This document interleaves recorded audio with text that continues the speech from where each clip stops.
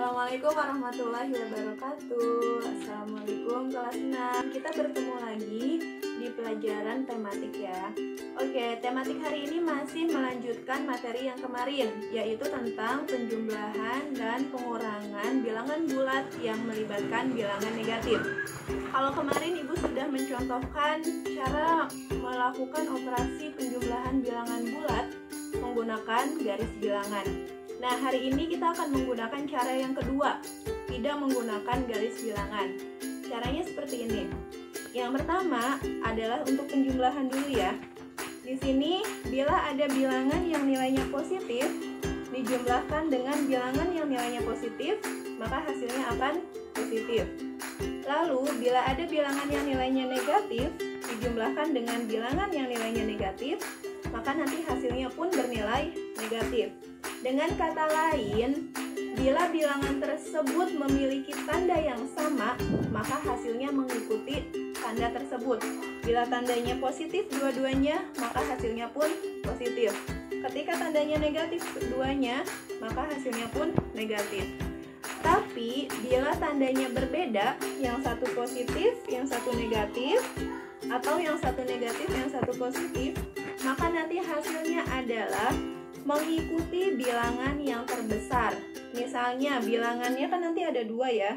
Yang terbesarnya adalah bilangan positif, maka nanti hasilnya positif. Tapi kalau yang terbesarnya bilangan negatif, maka hasilnya adalah bilangan negatif. Oke, sekarang Ibu contohkan ya untuk yang bilangan positif dan negatif. Misalnya 6 ditambah 6. Kedua bilangan ini nilainya positif, maka hasilnya adalah 12, tandanya pun positif. Contoh lagi, misalnya negatif 3 ditambah negatif 4. Nah, kedua bilangan ini nilainya negatif, negatif 3 dan negatif 4. Maka nanti hasilnya pun akan bernilai negatif. Negatif berapa? Tinggal dijumlahkan. 4 ditambah 3 hasilnya adalah 7. Maka negatif 3 ditambah negatif 4 hasilnya adalah negatif 7. Nah, sekarang bagaimana dengan yang tandanya berbeda? Misalnya 6 ditambah negatif 2. Kalau tandanya berbeda, prinsip yang digunakan adalah pengurangan. Jadi di sini ada tanda 6 dan 2. Berarti 6 dikurangi 2 hasilnya adalah 4. Nah, lalu 4 ini apakah tandanya positif atau negatif? Kita lihat. Bilangan yang besar adalah 6. 6 ini tandanya adalah positif, sehingga nanti hasilnya 4-nya tandanya pun positif. Contoh yang lainnya, misalnya 3 ditambah negatif 5. Nah, ini sama ya, ada angka 3, ada angka 5. Bila ada tanda negatif, maka kita menggunakan prinsip pada pengurangan. Jadi 5 dikurangi 3 atau 5 selisih 3, maka hasilnya adalah 2. Sekarang kita lihat tandanya. Yang 3 ini tandanya positif, yang 5 tandanya negatif. Mana angka yang lebih besar? Angka yang lebih besar adalah angka 5. Karena angka 5 ini tandanya negatif, maka hasilnya pun negatif 2. Ya, semoga bisa dipahami ya. Silahkan dipahami baik-baik. Sudah paham? Oke, sekarang kita lanjutkan. Ini ada pengurangan. Misalnya ya, ini pengecualian ya untuk pengurangan. Misalnya 3 dikurangi negatif 2. Nah, bila ada tanda seperti ini, ada 2 tanda negatif yang bertemu, ini ya, yang bersebelahan, maka tandanya akan menjadi positif. Ini akan menjadi positif sehingga 3 ditambah 2, maka hasilnya adalah 5. Jadi bila ada tanda negatif yang bersebelahan seperti ini, maka otomatis tandanya akan berubah menjadi positif. Baik, selanjutnya untuk operasi perkalian dan pembagian.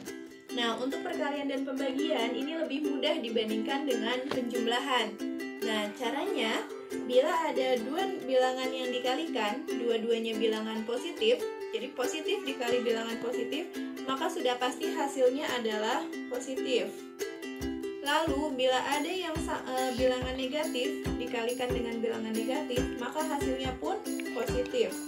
Nah, jadi pada perkalian dan pembagian ini, bila tanda bilangannya sama-sama positif atau sama-sama negatif, maka nanti hasilnya adalah bilangan positif. Tapi bila tandanya berbeda, misalnya yang satu bertanda positif dikalikan dengan tanda negatif, atau tanda negatif dikalikan dengan tanda positif, maka nanti hasilnya adalah negatif. Ini prinsip yang digunakan pada perkalian dan pembagian. Sekarang kita contohnya. Misalnya 6 dikali 5. 6 dikali 5 hasilnya adalah 30. Dan kita lihat kedua bilangan ini nilainya positif, maka hasilnya pun positif 30. Nah, lalu yang berikutnya, negatif 3 dikali negatif 2. 3 dikali 2 hasilnya adalah 6. Karena ini tandanya sama-sama negatif, maka hasilnya adalah positif. Sehingga negatif 3 dikali negatif 2 hasilnya adalah 6. Nah, yang berikutnya, negatif 2 dikali dengan 4. 2 dikali 4 hasilnya adalah 8. Nah, kita lihat di sini yang satu bertanda negatif, yang satu lagi bertanda positif. Jadi, ketika ada bilangan negatif dan positif bertemu, maka nanti hasilnya adalah negatif. Sehingga negatif 2 dikali 4 hasilnya adalah negatif 8. Lalu yang terakhir, 7 dikali negatif 2. 7 dikali 2 hasilnya adalah 14. Karena di sini yang satu bernilai positif dan satunya lagi bernilai negatif, maka hasilnya adalah negatif 14. Ya, semoga dapat dipahami ya. Silahkan dipahami. Sudah paham? Bagus sekali anak-anak. Sekarang saatnya mengerjakan latihan yang ada pada lembar kerja. Sampai bertemu lagi pada pelajaran tematik berikutnya. Terima kasih. Assalamualaikum warahmatullahi wabarakatuh.